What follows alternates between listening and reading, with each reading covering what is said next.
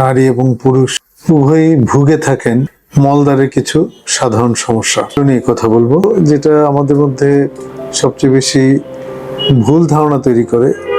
মলদ্বারের বিষয় যেহেতু লোকে এটাকে গোপন করতে পছন্দ করে, আবার গোপন জায়গার চিকিৎসা লোকে গোপনে করতে চায়।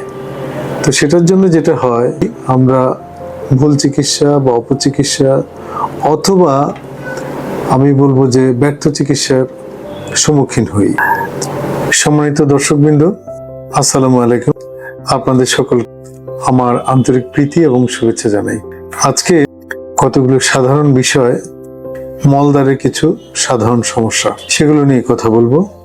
এখানে আমরা প্রতিনিয়ত যে কয়টা রোগকে আমরা চিকিৎসা করে থাকি বা যে সমস্ত সমস্যার জন্য রোগীরা আমাদের কাছে এসে থাকে, তার মধ্যে একটা হচ্ছে অ্যানাল ফিশার, একটা হচ্ছে ফিস্চুলা আর ফিস্চুলায় ন্যানো বলা হয়, আরেকটা হচ্ছে হিমোরয়েড, আরেকটা হচ্ছে মলদ্বারের ফোড়া বা অ্যানাল অ্যাবসেস বা পেরিঅ্যানাল অ্যাবসেস।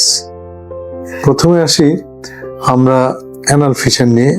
মলদ্বার ফেটে যাওয়া যেটা হয়, যাদের কোষ্ঠকাঠিন্য থাকে, পায়খানা সহজে হতে চায় না, শক্ত থাকে, যাদের ওজন বেশি, যারা হাঁটাচলা কম করে, তাদের এই রোগটা বেশি হয়ে থাকে।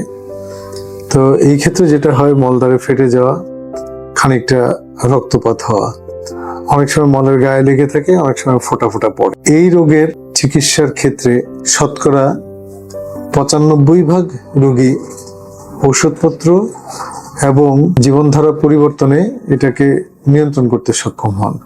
কিছু ওষুধপত্র আছে আর কিছু নিয়মকানুন আছে যেগুলো মেনে চললে এই অ্যানাল ফিশার রোগ থেকে রেহাই পাওয়া যায়।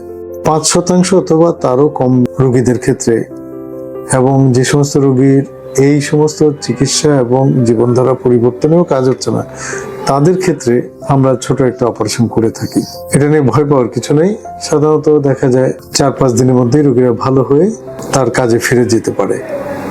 দ্বিতীয় যেটা পাইলস বলা হয়, অথবা বাংলায় যেটাকে অর্শ বলা হয়, সেটা এক ধরনের রক্তনালীর পিণ্ড যেটা পায়খানার সময় বেরিয়ে আসে মলদ্বারের মধ্য দিয়ে।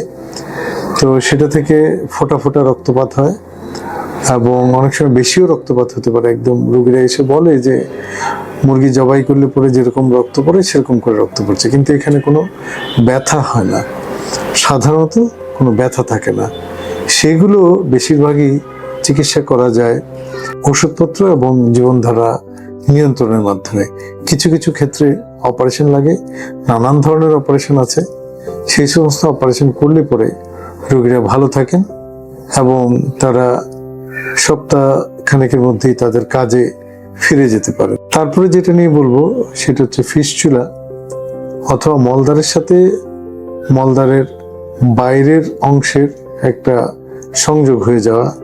এটা হয় যখন পায়খানা রাস্তায় কোনো ফোঁড়া হয়, সেটা যদি সময় মতন চিকিৎসা করা না হয় তাহলে পরে সেটা থেকে হতে পারে, আবার অন্য অনেক কারণেও হতে পারে।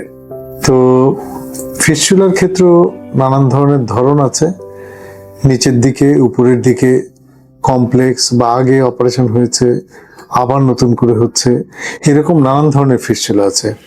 সেটার চিকিৎসা ডিপেন্ড করে কিভাবে ফিস্চুলাটা আপনার শরীরে উপস্থাপন করছে।